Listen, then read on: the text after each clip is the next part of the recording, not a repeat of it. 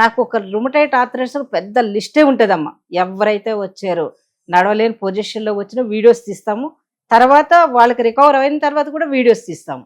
వాళ్ళు చక్కగా 2 మంత్స్ లో చాలా రికవర్ అయిపోతారు. కానీ ఎక్కువ బాగా డ్యామేజ్ అయినకి మనకి ఎప్పుడైతే వీళ్ళు తిరిగి తిరిగి అలోపతి వాడి వాడి వాడి మొత్తం డ్యామేజ్ అయిన తర్వాతనే మన దగ్గరికి వస్తారు వీళ్ళు.